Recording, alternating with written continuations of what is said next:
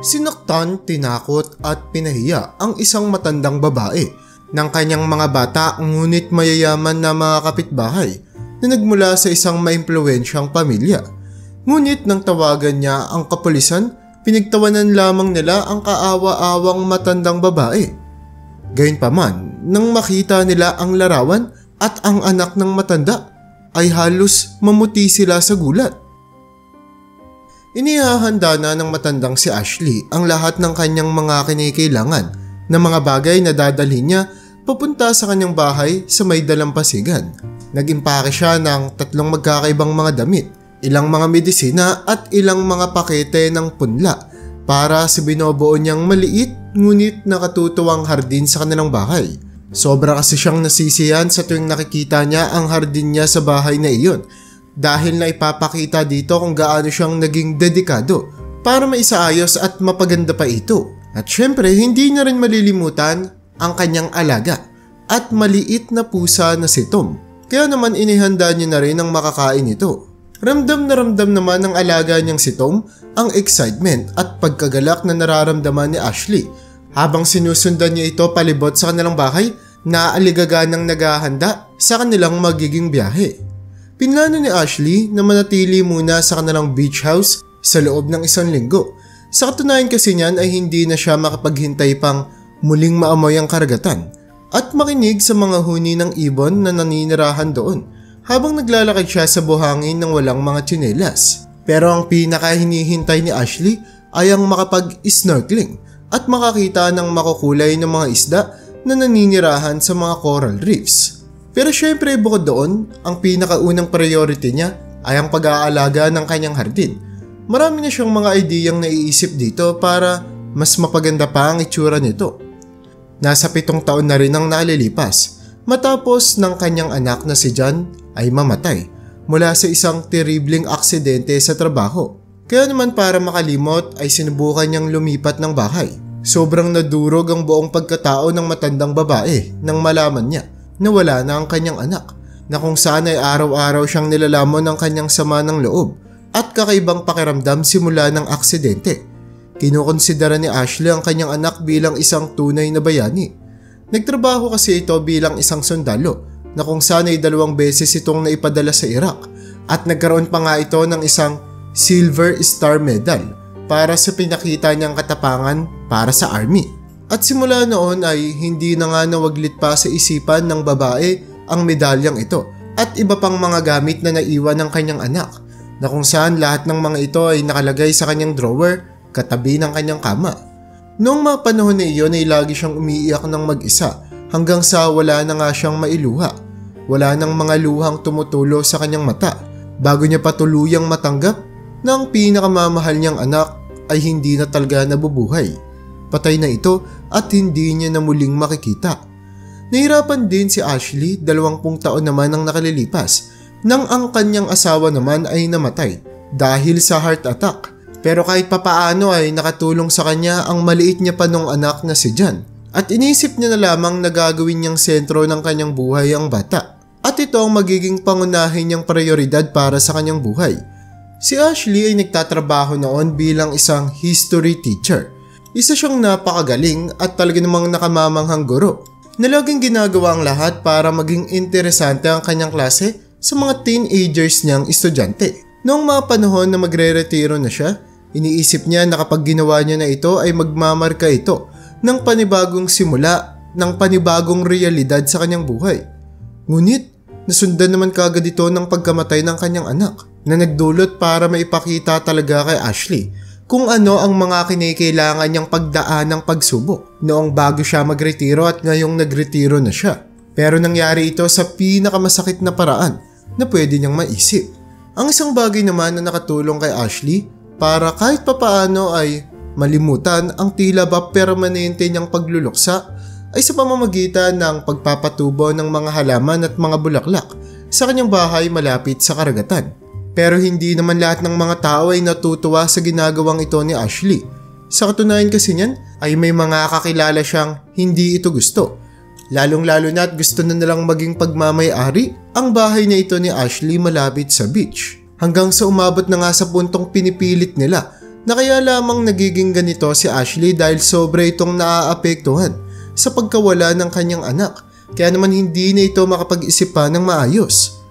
Pero para sa mga tao na ito, kahit na anong sabihin nila ay lagi lamang ngumingiti si Ashley sa kanila. Pero ang ngiti ni Ashley ay napaka-misteryosong ngiti. Para naman kasi sa matanda ay wala naman dapat siyang ipaliwanag. At sa katunayan nga niyan ay ni minsan hindi niya pinagsisihan na bilhin ang bahay na iyon. Ang lupa ng bahay ay hindi pa ganoong ka-develop. Pero saktong-sakto naman ang kalagayan nito para paglagyan ng makukulay at mababangong mga bulaklak. At dahil nga ni minsan sa buhay ni Ashley ay hindi pa siya nakagawa ng isang hardin, kaya naman kinikailangan niya talagang matuto mula sa simula. Kinikailangan niyang alamin ang mga katangian ng bulaklak, halaman at maging ng mga weeds. Isa itong masayang hobby ni Ashley na pinagugugulan niya ng napakaraming mga oras. At sa wakas ay tuluyan nang nakapag-impake si Ashley. Kasama ang kanyang pusa na si Tom ay sumakay sila sa isang bus. Hindi niya nakasikayang magmaneho pa, lalo na at nasa 70 taong gulang na siya. Dahan-dahan siyang umakyat sa napakataas na hagdan ng bus. Dala-dala ang kanyang suitcase at isa pang suitcase na naglalaman naman ng alaga niyang si Tom. Nakakagulat na pumapayag lamang ang pusa na ito na ilagay siya sa suitcase. Ngunit alam naman ni Ashley na papayag talaga ito, lalong-lalo na at nararamdaman ni Tom kung saan sila pupunta. Para naman kay Ashley ay hindi na siya makapaghintay pa dahil 1 oras pa nga ang aabutin ng kanilang biyahe bago niya tuluyang makasama ang kanyang napakagagandang mga bulaklak na naghihintay sa kanya sa hardin. Pero naging mabilis naman ang takbo ng oras at hindi nga kalaunan ang babae at ang pusa ay nakarating na sa itinuturing nilang pangalawang tahanan. Ang bahay nilang ito ay matatagpuan sa isang hindi mataong kalsada na ilang mga lakad nga lamang ang layo mula sa dalampasigan. Ngunit habang papasok na ang babae sa gate ay halos manigas siya sa kanyang nakita. Hindi siya makapaniwala sa eksenang kanyang natagpuan. Anong nangyari dito? Sinong makakagawa ng ganitong bagay? Bakit?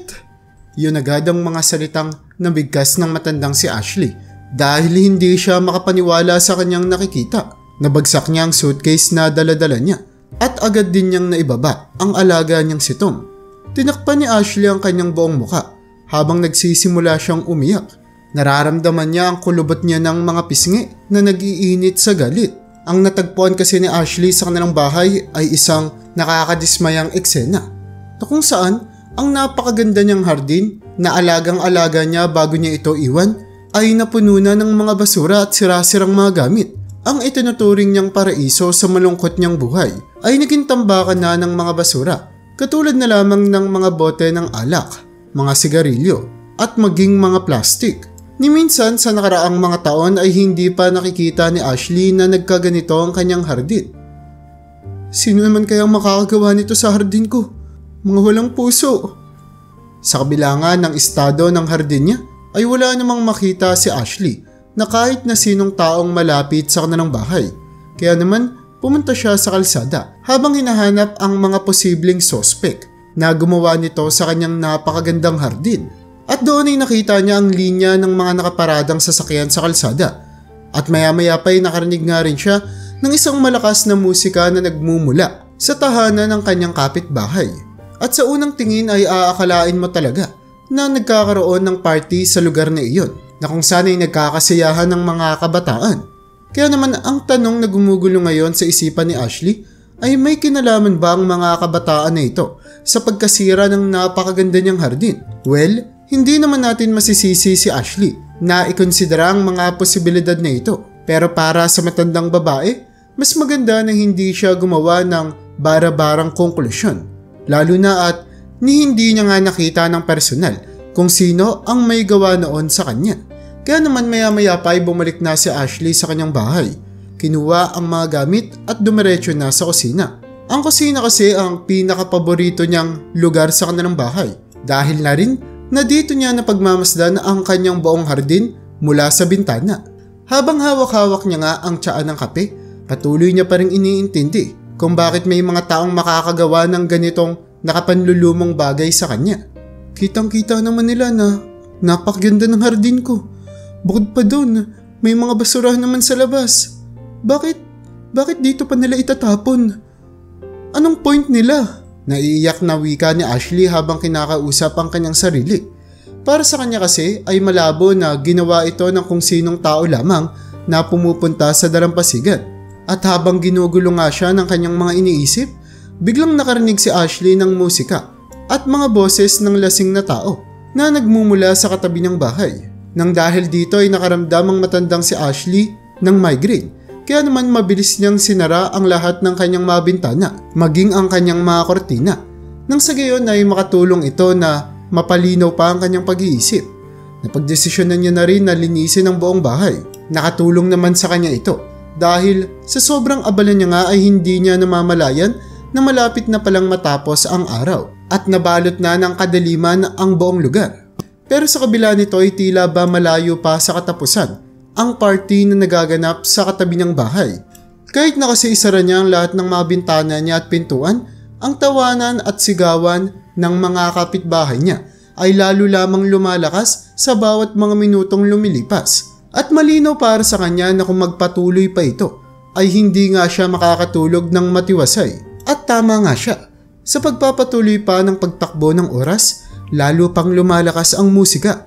Pabigat ng pabigat ang tunog na nilalabas nito, na para bang ngayon lamang nadiskubre ng mga kabataang ito kung paano gumamit ng malakas na speaker. Hanggang sa umabot na nga sa puntong hindi na makayanan pa ni Ashley ang napakalakas na tunog na maging sa bahay niya ay tuluyan ng nag-e-echo. Ang kanyang mga pader nga ay nagva-vibrate na. Samantala, ang kanyang pusa naman ay sobrang natatakot. Kaya naman hindi na nga nito magawa pang umalis sa ilalim ng kama. Ni hindi nga rin ito lumabas para kumain. Noong una ay hardin niya lamang ang pinoproblema niya. Ngayon, ang kanyang pasensya naman ang kailangan niyang labanan. Kahit kasi ang kanyang pusa ay hindi na nga masikmura ang kaguluhang nangyayari sa kanilang lugar. Kaya naman napagdesisyonan ni Ashley na kung wala siyang gagawin ay magiging impyerno ang gabi na iyon para sa kanya. Inipon niya ang lahat ng mga tapang na natitira sa kanyang katawan habang nagbibihis siya. Lumabas siya ng bahay at kumatok siya sa pintuan ng kanilang kapitbahay. Pero ang problema nga lamang ay napakalakas ng sigawan at kantahan ng mga tao sa loob, na sa sobrang lakas nito ay maaaring hindi na nila marinig ang pagkatok ni Ashley. Kaya naman sumigaw siya. "Tao po! May tao ba dyan?" Wika ni Ashley habang nilalakasan na ang pagkatok sa pinto. Ilang beses niya na nga ring pinindot ang doorbell. Ngunit hanggang ngayon ay wala pa rin sumasagot. Gayunpaman ay determinado si Ashley na magpatuloy kahit na umabot sa puntong masira niya na ang pinto ng kapitbahay. At matapos ang 15 mahabang minuto ng paghihintay, isang babae na nasa 25 taong gulang na ang nagbukas ng pinto na may hawak-hawak na baso sa kanyang kamay. Nagtanong ang babae na ito sa kanya. Huminga ng malalim si Ashley at ginawa niya ang lahat ng makakaya niya para hindi siya magmukhang bastos. "Magandang gabi, Iha. Ang pangalan ko ay Ashley at nakatira ako dito sa tabi ng bahay ninyo. Pwede bang mag-request ako? Pwede bang pahinaan nyo lang konti yung tunog? Natatakot kasi yung pusa ko." Pagpapaliwanag ni Ashley. Ngumiti naman ang babae sa kanya bilang sagot at uminom ng alak na dala-dala niya. "Pero bakit naman namin gagawin yun? Hindi mo ba nakikita? Nagkakaroon ng party sa bahay ko. Nagse-celebrate kami. Siguro naman may karapatan ako na makinig ng musika, tama ba?" Napasingal si Ashley sa sinabi ng babae habang tinitignan ito. Doon ay napagtanto ni Ashley na ilang mga oras nang umiinom ang babaeng ito at wala ng punto kung makikipagtalo pa siya rito. Bukod pa doon, kung para sa babaeng ito ay hindi siya karapat-dapat respetuhin bilang isang matandang tao, wala na dapat talaga siyang asahan para sa babae. Kitang-kita rin naman kasi ni Ashley na handa ang babaeng ito para ipaglaban ang karapatan niya na makinig ng malakas na musika at para bang gagawin ng babae ang lahat kahit na matandang tao na ang nagrereklamo sa kanya. Kaya naman wala nang nagawa si Ashley. Yumuko na lamang siya at mabagal na naglakad pabalik sa kanyang bahay. Kinailangan niyang uminom ng sleeping pills sa gabing ito.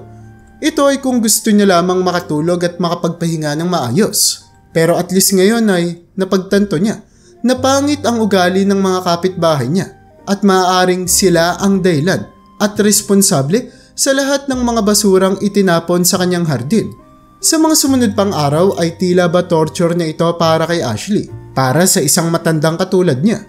Nagkaroon na nga kasi siya ng napakalalang migraine at ang kanyang blood pressure ay mas mataas na kaysa sa normal niyang nararanasan. Sinubukan niya pa rin namang maging positibo. Nag-concentrate lamang siya sa katotohanan na tapos naman na ang party. At sa wakas, ang kanyang pusa na si Tom ay lumabas na mula sa pinagtataguan nito sa ilalim ng kama. Ngayon ay nakakandong na ito sa kanya. Sigurado na si Ashley na mas makakatulog na siya ng mas maayos ngayong gabi. Ngunit hindi niya may paliwanag dahil sa buong araw na iyon ay nakakaramdam siya ng kakaiba. Lagi siyang tumitingin sa orasan hanggang sa nangyari na naman ang kanyang kinatatakutan. Sa unti-unti kasing paglubog ng araw ay paunti-unti rin namang lumalakas ang tunog na nagmumula sa mga tao at musika mula sa kanyang mga kapitbahay. At sa oras na tuluyan ng dumilim ay mas malakas na ang musika kaysa noong nakarang araw. Nang dahil dito ay hindi na naman mapakali ang kanyang pusa at mabilis na nagtago sa ilalim ng kama. Ang tanging makikita mo nga lamang sa pusang ito ay ang kanyang natatakot na mga mata na nakatago sa kadiliman. Habang para sa babaeng si Ashley naman ay ramdam na ramdam niya ang lakas ng musika na ito na dumadagundong sa kanyang dibdib. Na para bang ang speaker ay nasa loob mismo ng kanyang tahanan. Ngayon ay iniisip na niya na sinasadya ng mga kabataan na ito na pahirapan siya. At pakiramdam niya ay matindi siyang hinaharas ng mga bastos at lasing na kabataan na iyon. Naisip ni Ashley na isa pang araw na gawin nila iyon ay tuluyan na siyang mababaliw. Kaya naman napagdesisyonan na ni Ashley na kunin ang kanyang cellphone at tumawag ng pulis. Ayaw niya naman sanang gawin ito, pero sigurado naman siya na hindi makikinig ang kanyang mga kapitbahay sa kanya. Para maiwasan niya na nga rin ang kung anumang komplikasyon, maaaring mas magawang ma-handle ng mga pulis ang problema na ito ng mas maayos. Pero sa kabila nito ay nahihiya naman si Ashley para sa kanyang sarili dahil hindi niya magawang maresolba ang problema nang siya lamang mag-isa. At nang tuluyan na siyang tumawag ng pulis ay halos mautal-utal pa siya sa pagsasalita sa telepono habang narereklamo niya ang mga tunog na nanggagaling sa kanyang mga kapitbahay. Ramdam na ramdam sa boses ni Ashley na talaga namang napaparanoid na siya sa sitwasyon. Ngunit ang pulis na nakausap niya sa kabilang linya ay sinasabihan siyang kumalma muna. Maya-maya rin paparating na yung police car dyan. Kaya kumalma po muna kayo at kami na ang bahala dito. Abiso ng pulis na kanyang nakausap. Ngunit ang pangako na parating na sasakyan ng pulis ay hindi dumating sa loob pa ng isang oras. At ang mas malala pa dito, nang tuluyan na silang makarating at makapag-parking sa may kalsada, biglang binabaan ng mga kapitbahay niya ang tunog ng musika hanggang sa hindi na nga ito marinig pa sa kalsada. Maya-maya pa ay kumuha na nga ng statement ang mga pulis mula kay Ashley at sa mga kapitbahay nito. At sobrang galit ang naramdaman ng matandang si Ashley nang sabihin ng mga kapitbahay niya sa mga pulis na ni minsan ay hindi nila nilakasan ang kanilang musika at hindi nila alam kung may naaabala ba silang tao. Kung tutuusin kasi, walang ibang residente sa lugar na iyon ang nagreklamo. At ang parehang babae na kumausap kay Ashley noong nakaraang gabi ay pinagbintangan pa si Ashley na may sapak daw sa utak. Pasensya na po kayo police officers. Pero wala po talagang nangyaring ganun tulad ng nirareklamo niya. Baka po, iniisip niya lang yan. Nang sabihin ito ng babae ay tuluyan nang namula si Ashley sa galit at labis din siyang napahiya dahil hindi siya makaisip ng kahit na anong sagot sa mga kasinungalingan ng babae niyang kapitbahay. Kayo naman po, Mrs. Ashley, kailangan niyong mas maging maingat at binabalaan po namin kayo. Kung tatawag po kayo ng polis at gagawa kayo ng mga false allegation, pwede po yun magresulta para magbayad kayo ng penalty. Lalo na at lumalabas na siyasayang nyo lang yung oras ng law enforcement. Pagkatapos nito ay naglakad na papalayo ang mga polis na mayroong ekspresyon sa kanilang mukha na nandidiri o di naman kaya ay naiinis sila sa sitwasyon. Habang si Ashley naman ay hindi makapaniwala na nagdadaan siya sa ganoong sitwasyon sa ganitong punto ng kanyang buhay. At matapos ang ilang sandali ng pagkalito, nalaman ni Ashley na ang 25 taong gulang niyang kapitbahay ay nagngangalan palang Chloe Sherman. Ito ay anak ng isang kilalang businessman sa kanilang lugar. Kaya naman hindi na nakapagtataka kung bakit walang kahit na anong kapitbahay nila ang nagrereklamo sa bastos na pag-uugali at aksyon na ito ni Chloe. Napagtanto rin ng matandang si Ashley na sinasadya na nga ng babaeng ito na aasarin siya at sirain ang kanyang mga gabi. Matapos naman ang 10 minuto nang makabalik na si Ashley sa kanilang bahay, muli na namang lumakas ang musika. Kaya naman bilang isang matandang babae na naiirita na, ay agad niyang kinuha ang kanyang telepono. Dinayal niyang muli ang numero ng mga pulis at nakiusap dito na mabilis na pumunta dahil sigurado na siya ngayon na nababaliw na siya sa lahat ng mga tunog na naririnig niya sa kapitbahay. Hindi naman maintindihan ni Ashley kung papaanong nalalaman ng kanyang mga kapitbahay na may paparating ng mga pulis. Pero nang sandaling makarating ulit ang mga pulis, ang napakalakas na party at sigawan ay bigla na namang humina.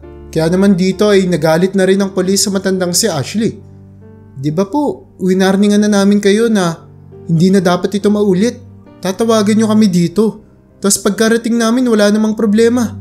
Paglabag na to sa batas eh. Sana maintindihan ninyo na hindi nyo pwedeng sirain o sayangin lang yung mga oras namin pulis. Napakaraming mga tao sa bayan na to ang totoong nangangailangan ng tulong na may mga totoong problema. Ano po bang ginagawa ninyo? Sa kabila nito ay sinubukan pa rin ni Ashley na gumawa ng argumento na totoo ngang nagpaparte ang kanyang mga kapitbahay at hinihinaan lamang nila ang tunog sa tuwing paparating na ang mga pulis. Ngunit bilang isang sinungaling si Chloe ay agad niyang pinawalang katotohanan ng mga sinasabi ng matanda. Ilang beses ko po bang dapat sabihin sa inyo? Nag-halusinate lang yung matandang babae na yan.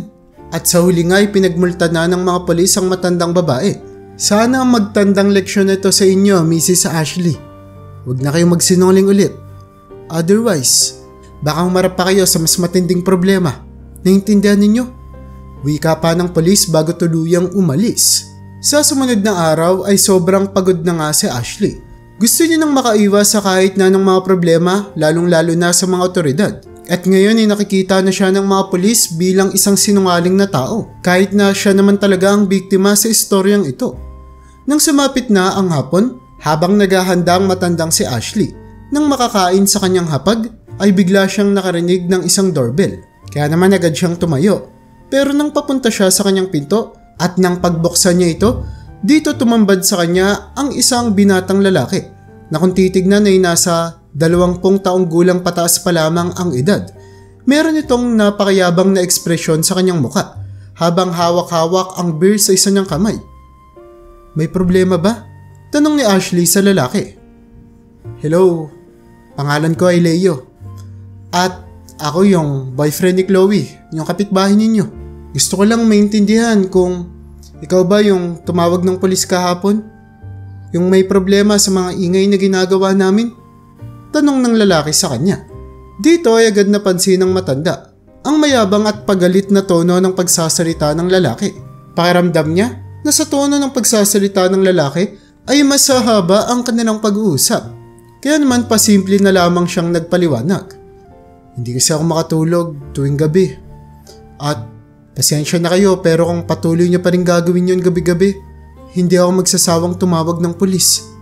Natawa naman ng lalaki sa kanyang sinabi at humingi ng patawad. Pasensya na po kayo pero lahat kasi ng mga tao doon sa bahay na yun ay dumaan sa nakaka-stress na semestre sa kolehiyo. At pumunta lang talaga sila dito lahat para mag-enjoy. Alam nyo na, huling mga araw ng kanilang bakasyon. Bukod pa dun, naiintindihan nyo naman po na ganun talaga ginagawa ng mga binata at dalagang taong katulad namin, hindi po ba? Pero ngayon lumalabas na nakakagulo pala kami sa isang matandang babae na bitter at parang hindi naaalala na kahit kayo, yung bata kayo, di ba? Ganito rin naman kayo kumilos. Tama ba? Dagdag pa ng lalaki. Samantalang ang matandang si Ashley naman ay halos hindi makakibo. Nahihirapan siyang paniwalaan na siya pa ngayon ang masama. Kahit na siya naman ang gabi-gabing nahihirapan habang nakikinig sa napakaingay na musikang nagmumula sa kabilang bahay. Pero wala siyang kamalay-malay na lalo pang lalala ang sitwasyon. Ganito na lang, kailangan mong makilala at malaman ng mga pulis sa lugar na ito. Hindi mo ba alam? Ang tatay ng girlfriend ko ay si Mr. Sherman, isang businessman na basically nagmamay-ari sa buong bayan na ito.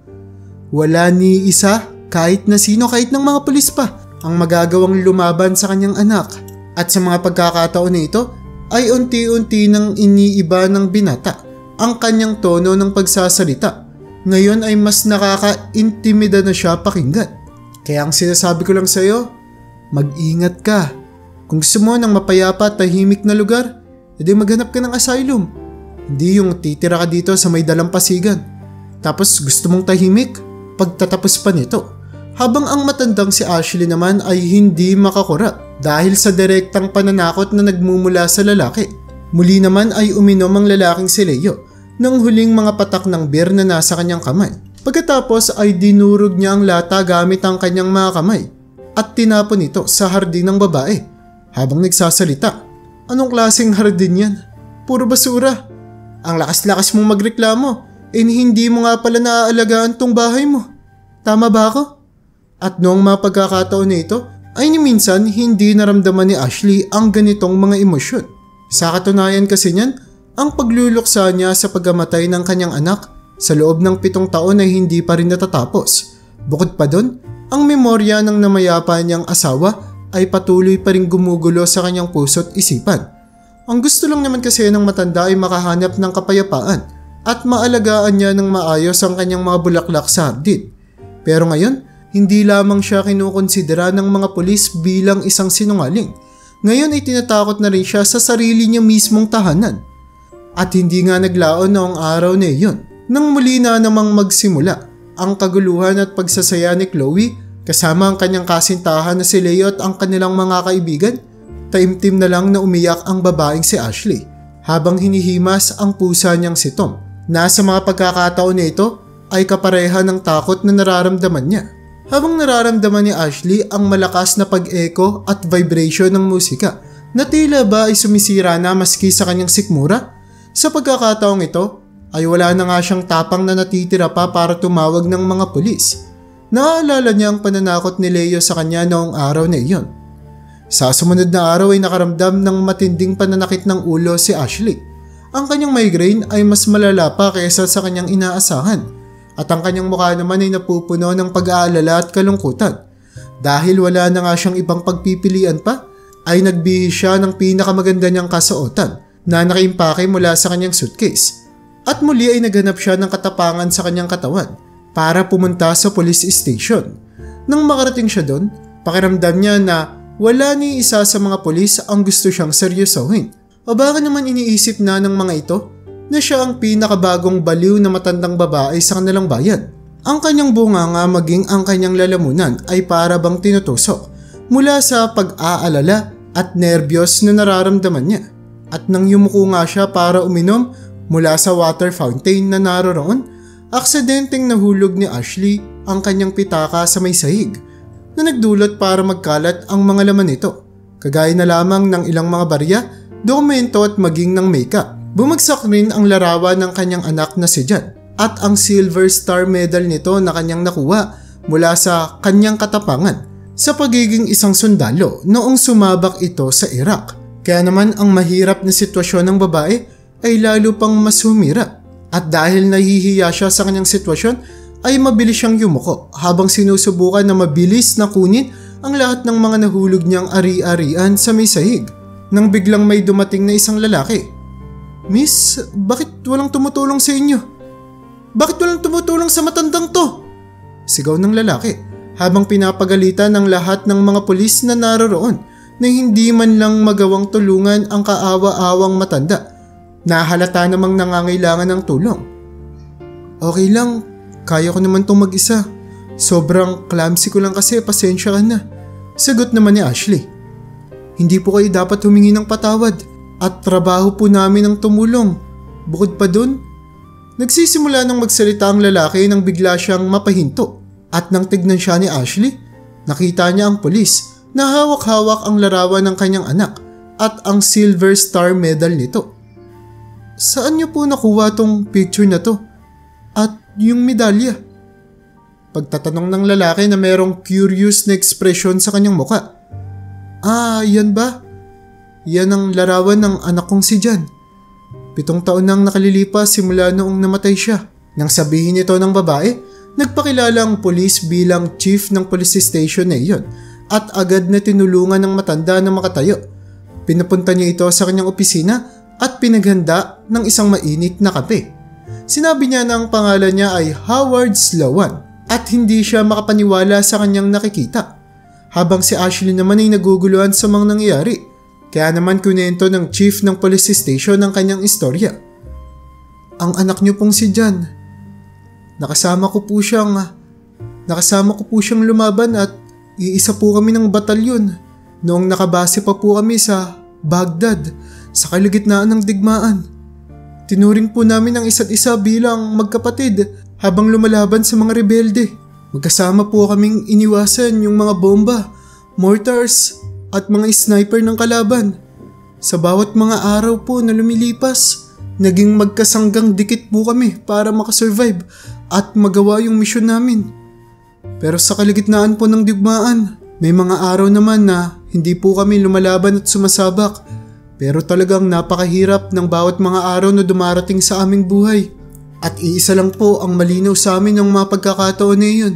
At yun ay ang matinding pagkakaibigang nararamdaman namin sa isa't isa. Yun po ang mga alaala ko sa anak ninyo na ni minsan ay hindi ko po malilimutan. Hanggang sa dumating po ang araw na hanggang ngayon ay gumugulo pa rin sa aking isipan. Naaalala ko pa po yung araw na yun. Napapaligiran kami ng mga kalaban naming sundalo. Alam ko po na nung mga pagkakataong ito, nalalapit na po ang katapusan ko hanggang sa tinamaan na po yung iba naming mga kasamahan. Ako at si John na lang po ang natitira at nang makita kong papalapit na yung mga kalaban, tinutukan po nila ako ng rifle. Pero bago pa nila maputok yun, nagawa akong itulak ni John. Bumagsak ako sa kalsada at si John yung nakatanggap ng mga bala na dapat sanang sa akin tatama. Napakabilis po ng mga pangyayari pero kung hindi dahil kay John, siguradong uuwi po ako dito na nakabalot na sa box. Pero doon ko po napatunayan na isang mabuting tao si John. Hindi siya pinabayaan ng Diyos na kahit siya ang sumalo ng mga bala na dapat ako sana ang tatanggap, nagawa niya pa ring mabuhay at sobra ko po yung pinagpapasalamat. Pero nang matapos ng deployment naming dalawa, nagkaroon na po kami ng iba't ibang mga direksyon sa buhay hanggang sa puntong hindi na nga po namin makontak ang bawat isa. Yun na po ang huling mga alaala ko sa kanya. Pagpapaliwanag ng dating kaibigan ni John na si Howard. At ngayon nga na halos isang dekada na ang nakararaan simula noong huling magkita sila ni John, talaga namang hindi makapaniwala si Howard na sa ganitong pagkakataon niya pa malalaman kung ano ang nangyari sa kanyang matalik na kaibigan. Ngayon ay naiintindihan na ng chief na si Howard kung bakit hindi na siya muli pang nakarinig ng kahit na anong balita kay John at sobra siyang nanlumo nang marinig niya ang balita ng pagpanaw nito. At ngayon na nasa police station niya, ang nanay ng kanyang matalik na kaibigan, nakaramdam si Howard ng matinding obligasyon na tulungan ang matanda. Unang-una ay dahil nire-respeto niya ito at dahil ito ang kanyang trabaho. Pero gusto niya na rin gawin ito para sa kanyang namayapang kaibigan. Kaya naman pinaliwanag na nga ni Ashley ng detalyado kung ano nga bang nangyayari sa pagitan niya at ng kapitbahay niyang anak ng businessman. Ikinuwento niya pa ang mga basurang natagpuan niya sa kanyang hardin, ang napakalakas na musika at ang direktang pananakot na kanyang natatanggap. Habang ikinikwento ito ni Ashley, ay paunti-unti naman nang nakakabuo ng isang plano sa kanyang isipan ang police chief. At sa mga sumunod pang 2 araw, ang babaeng si Chloe Sherman at ang kanyang mga bisita ay patuloy na nagpaparty ng walang katapusan habang gumagawa ng isang napakalakas na ingay hanggang sa umabot na nga sila ng umaga. Ngunit sa pagkakataong ito, alam na ng matandang si Ashley kung ano ang kailangan niyang gawin. Tumawag siya sa police chief mismo ng police station na direkta namang tumungo sa kanilang bahay, hindi sa bahay nila Chloe. Sa pagkakataong ito rin ay pribadong sasakyan niya ang kanyang ginamit, hindi ang kanyang patrol car. Nang makarating siya sa bahay ng matanda, siya mismo ang naka-verify na ang tunog na nagmumula sa mga kapitbahay ni Ashley ay totoong nakakabingi. Gamit ang kanyang cellphone ay vinidyohan niya ang kwarto ng matandang si Ashley kung paanong dumadagundong ito sa tunog na nagmumula sa kanilang kapitbahay, habang makikita rin ang natatakot na pusa ni Ashley na nakatago sa ilalim ng kama. Pinakita niya rin sa video kung paanong nai-stress ang matandang babae. Maya-maya pa, naglabas si Howard ng isang decibel meter. Nang sa gayon ay ma-verify kung gaano kalakas ang tunog na pumapasok sa loob ng bahay ni Ashley. Pero hindi lamang dito natatapos ang lahat. Sa kabutihang palad nga at sa kanilang sorpresa, nagawa rin nilang videohan ang eksaktong pagkakataon nang magtapon si Leo kasama ang iba pa niyang mga lalaking tropa ng mga plastik ng basura sa mismong hardin ni Ashley. Pero hindi nito may kukumpara ang mga susunod na mangyayari. Alam kasi ni Howard na ang malakas na musika at pagtatapon ng basura ay hindi pwedeng magresulta sa malalang penalties. Kaya naman iniisip niya kung marerecord at masasaksihan niya ba ng personal ang pananakot ng mga taong ito sa matandang si Ashley. Para magawa iyon, nagtago siya sa kanyang sasakyan habang si Ashley naman ay pinindot ang doorbell ng bahay ni Chloe.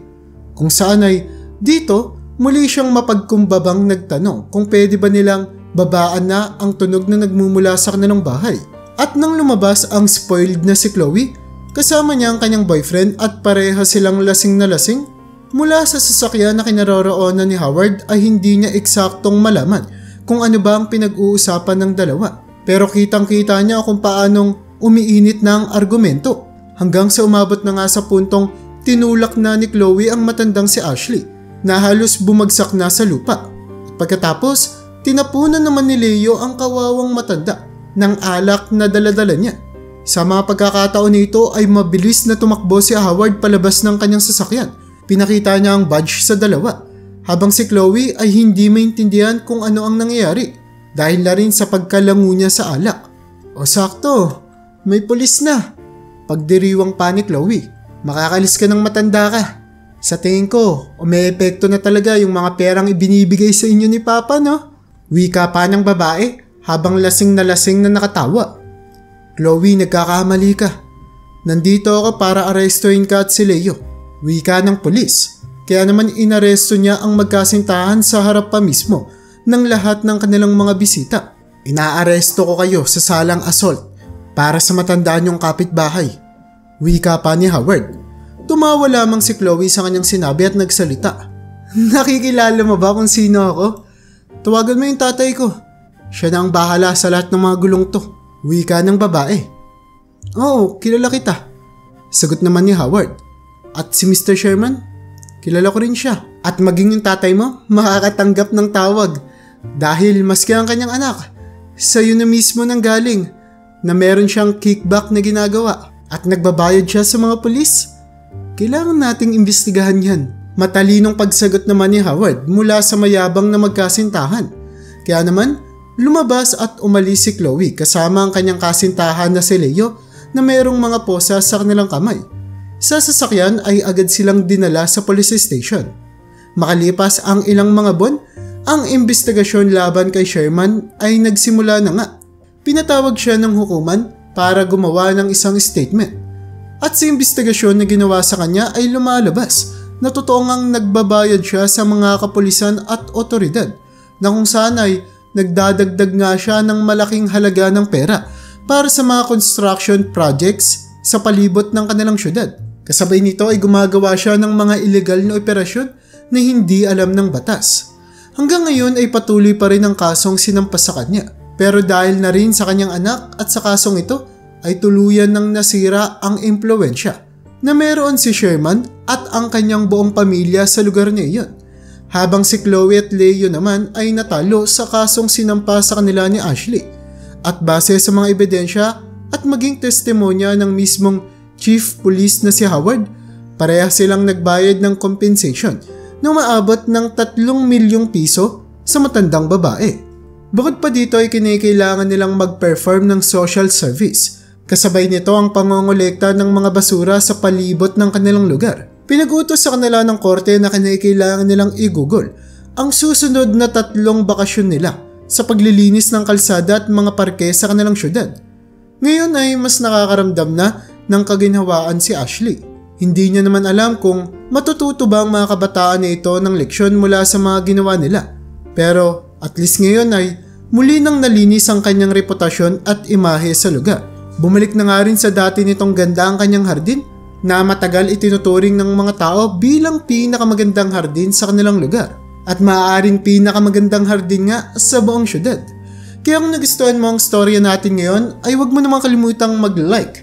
Pindutin mo na rin ang subscribe button para makagawa pa tayo ng ganito kagagandang mga istorya sa susunod pang mga araw.